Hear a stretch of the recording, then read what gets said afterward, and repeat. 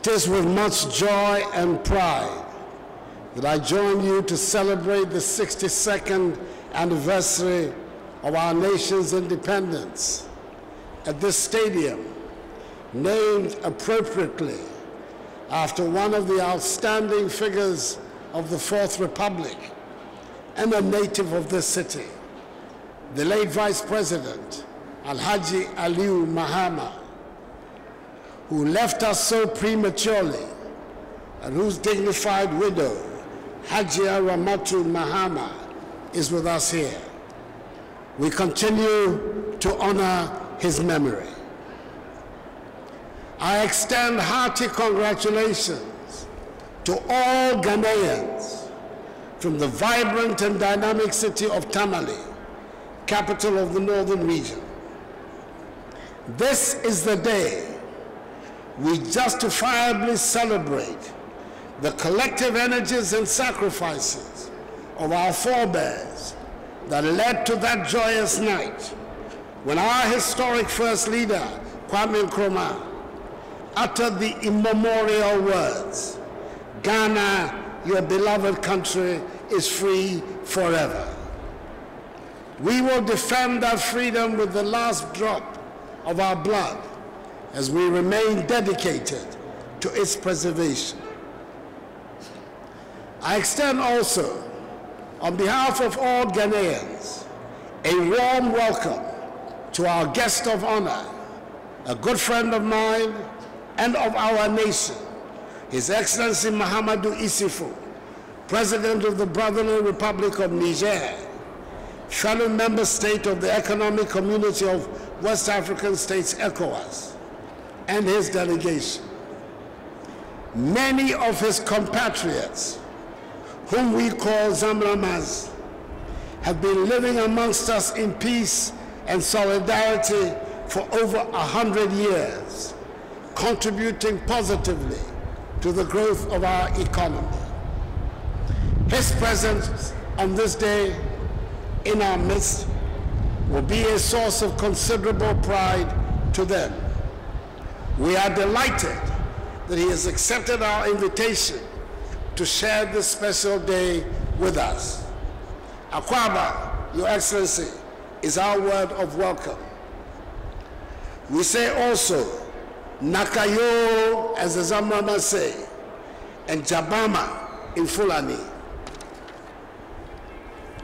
I am glad to see that all the high officials of state, the Vice President, the Speaker of Parliament, representative of the Chief Justice, the Chairperson and members of the Council of State, the Chief of Staff and the Office of the President, ministers and deputy ministers of state, the majority and minority leaders of Parliament, members of Parliament, the Chief of Defense Staff of the Ghana Armed Forces, the Inspector General of Police, and service commanders are all present here for this ceremony.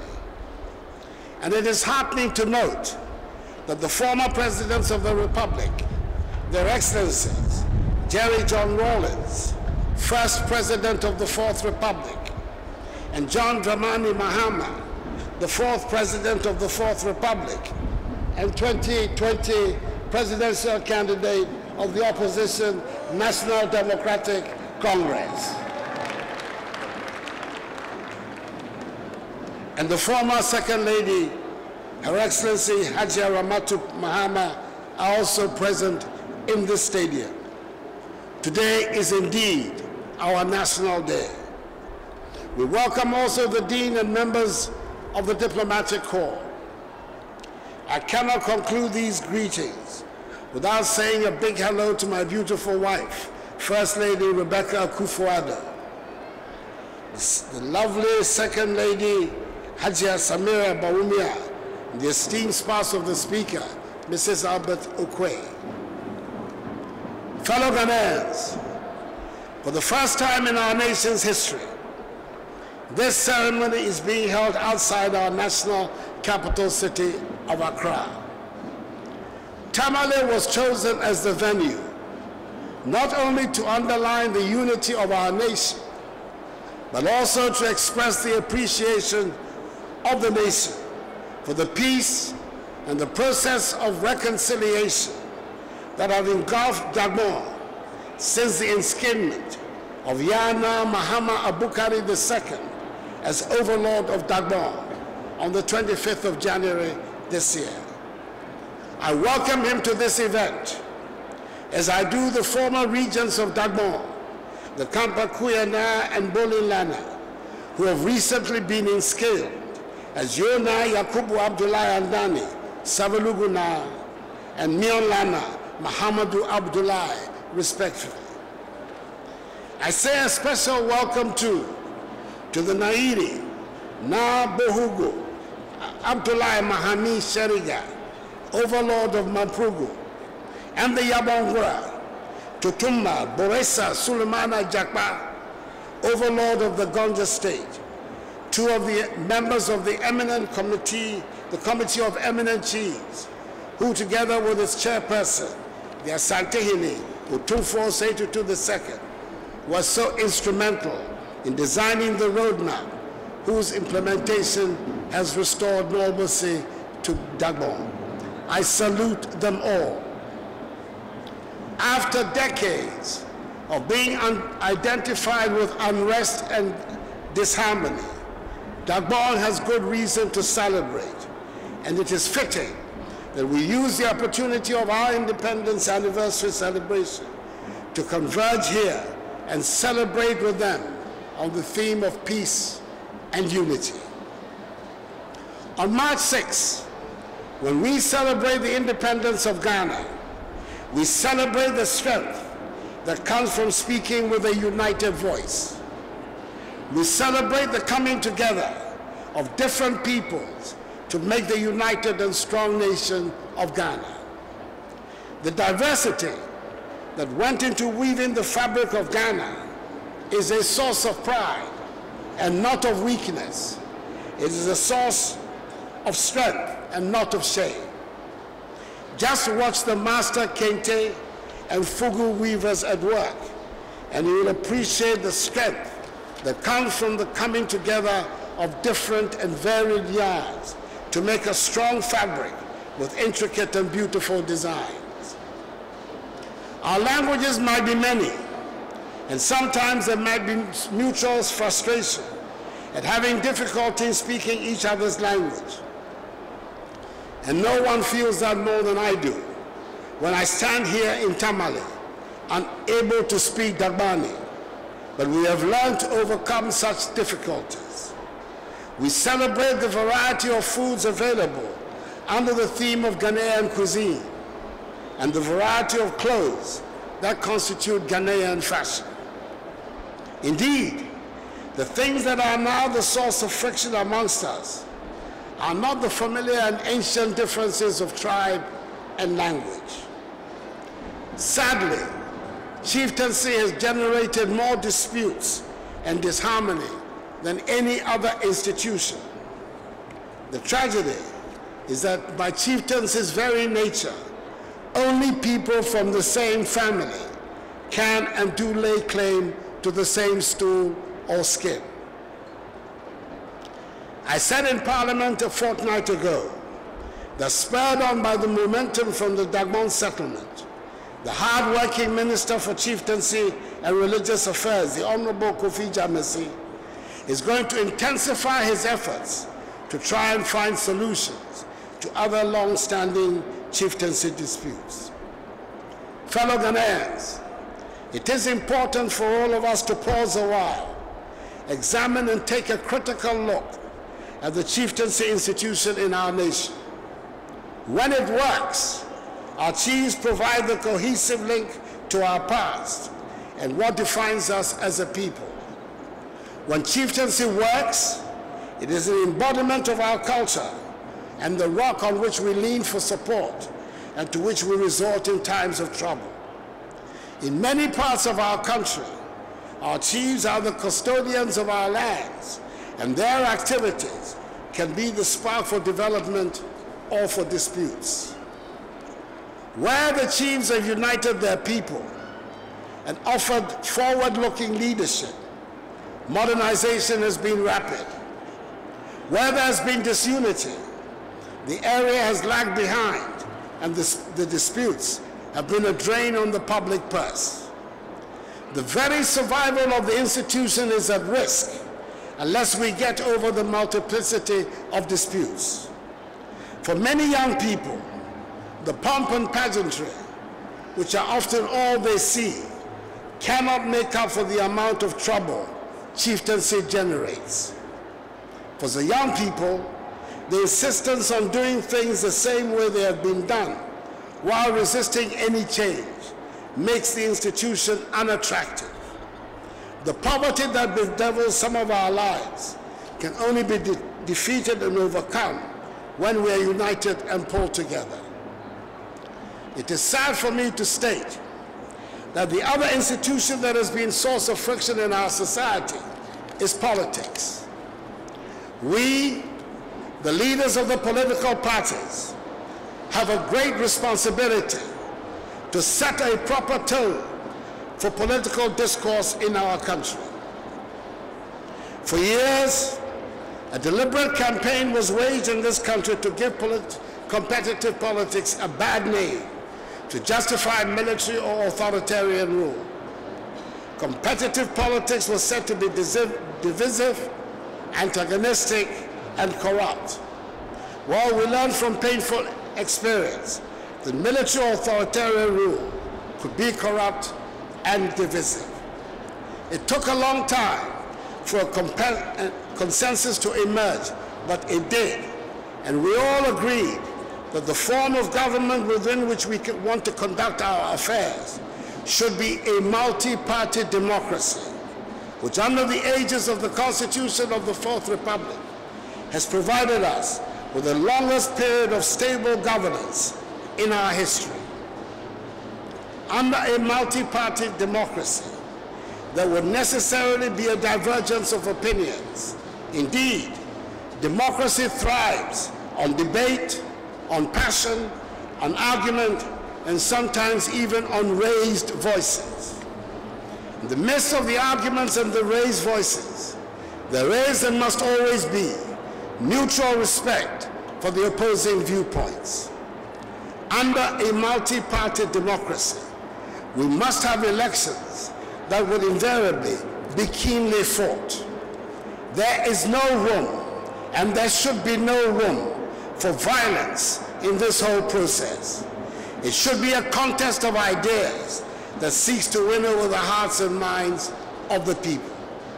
Success should be counted by how many young people go to school and get skills and jobs, and not by how many young people can be marshaled to disrupt elections or how many broken bones we can count.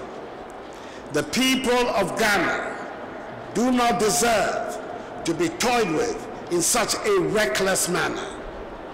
The very concept of political violence is offensive and shames us all who are in politics. That is why that I'm determined that hopefully the impending dialogue between the two major political parties, the New Patriotic Party and the National Democratic Congress, who between them regularly take more than 95% of the vote in elections, who have provided all the 7 governments of the Fourth Republic, and who are the only 2 parties currently represented in Parliament, should succeed.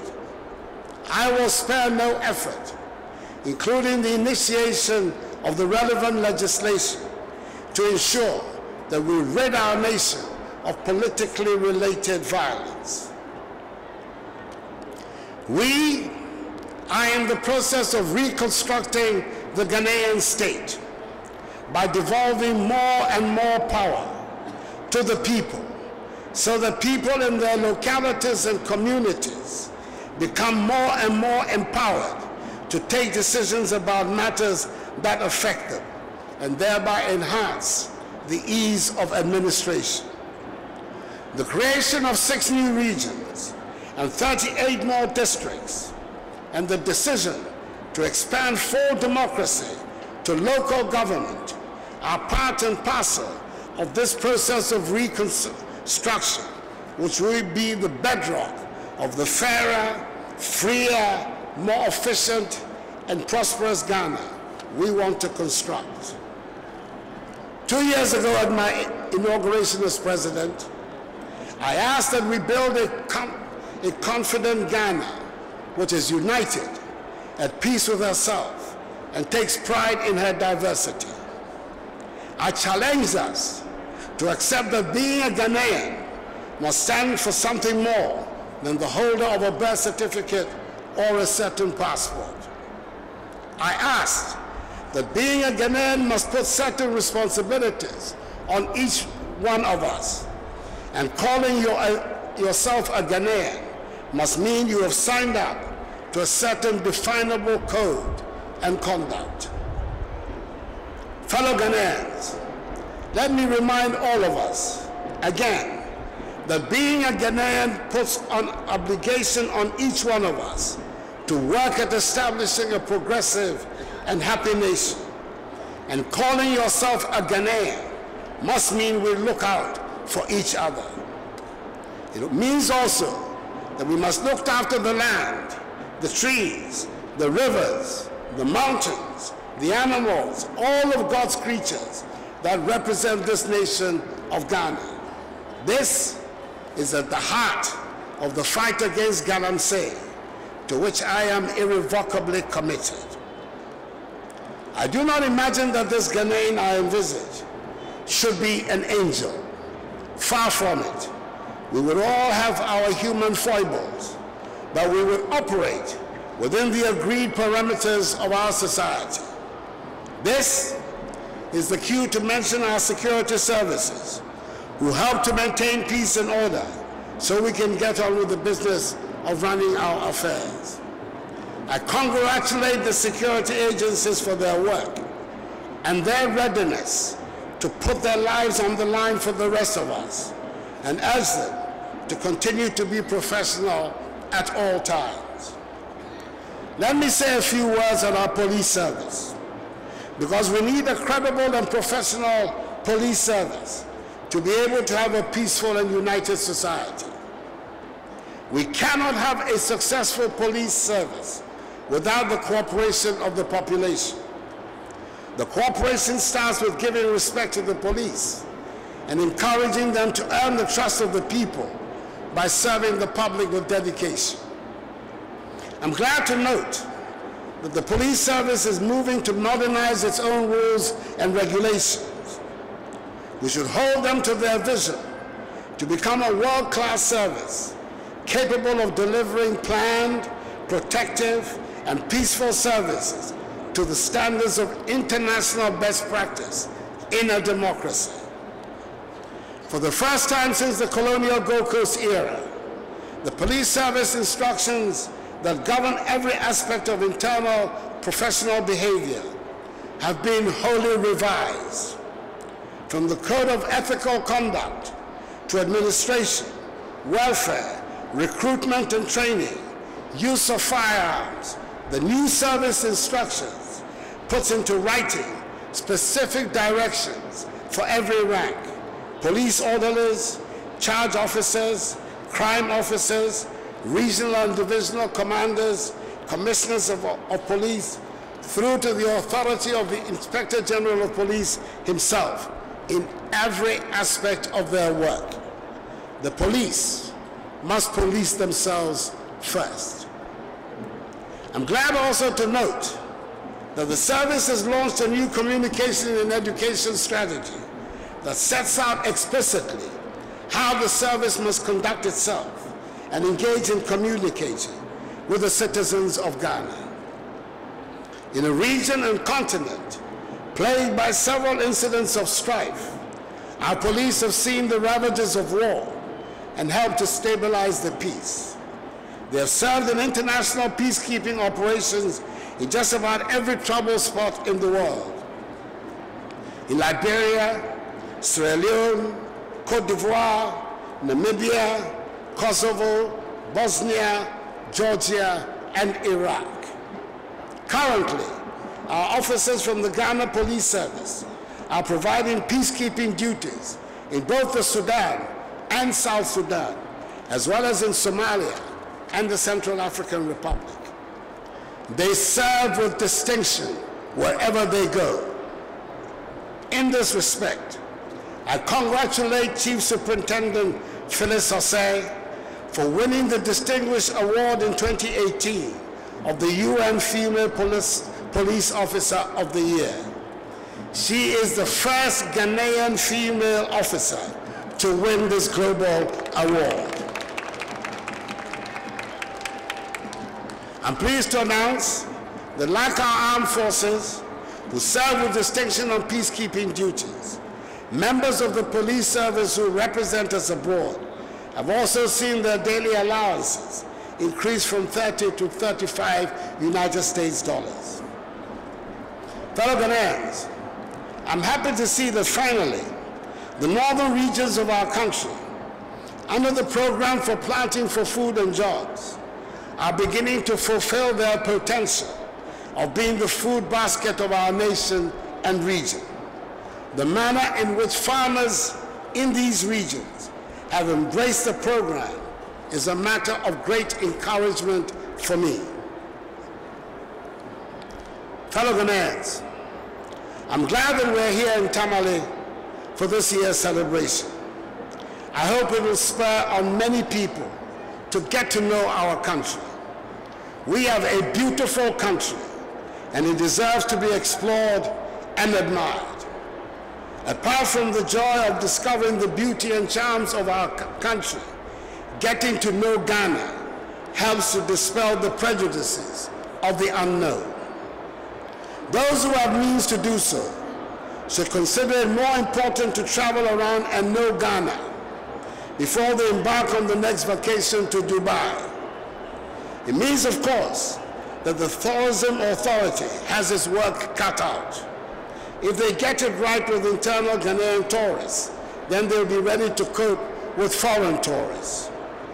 I urge those who live in the big cities in particular to get around the country a little. It might just change their outlook and make them a little more tolerant of the difficulties that we need to overcome. I congratulate the people of Tamale for being such gracious hosts. This has never been done before, and doubtless we shall learn from the experience. The success of the Tamale experience may, however, set the trend for the rotation of this ceremony. I hope that very soon we shall be hearing some exciting news about developments in the northern region. 12 years ago, after deliberate and focused investment in the upstream sector, we discovered oil in commercial quantities offshore the western region. Since coming to office 2 years ago, I have directed the Ghana National Petroleum Corporation to invest systematically in the Voltaire Basin, covering 6 adjoining regions, including the northern region here, to search for oil onshore. I am confident that our search will not be in vain, and that very, very soon, these areas that have been characterized by avoidable levels of poverty will be buzzing with significant investments and creation of jobs. Our efforts are not limited to petroleum and agriculture alone. Again, we shall soon be introducing a bill in Parliament that will add new focus in the promotion and establishment of an integrated iron and steel industry in Ghana, an industry whose natural resource, iron ore, is in abundance in these areas. Fellow Ghanaians, we have dubbed this year the Year of Return to commemorate the 400th anniversary of the arrival of the first 200 West African slaves in the Commonwealth of Virginia, which subsequently became part of the United States of America. We intend to use the symbolism of this Year of Return to bring together Africans, persons of African descent, and all well-wishers and lovers of freedom to strengthen the commitment to ensuring that blots on our history, such as the transatlantic slave trade and slavery, never reoccur. It means that we're expecting many, many visitors to our shores this year, and we must all, collectively and severally, be on our best behavior and make them feel welcome. Several diasporas of African descent who have lived with us for so many years will, as part of the year of return, receive their long-awaited Ghanaian citizenship. As we celebrate our nation's 62nd birthday, we should be fortified in the knowledge that despite our challenges and difficulties, we are on course to reaching our goal of a Ghana beyond aid, that is realizing the vision of the free, fair, democratic, self-reliant, prosperous Ghana, governed by the rule of law and respect for human rights, that inspired our forebears to fight for the liberation of our country and continent from foreign domination. Let us remain steadfast and united. The goal is within reach. I wish all Ghanaians a happy 62nd anniversary, and I thank once again His Excellency Mahamadou Issoufou, President of the Republic of Niger, for gracing this occasion. May God bless us all in our homeland Ghana and make us great and strong. I thank you for your attention.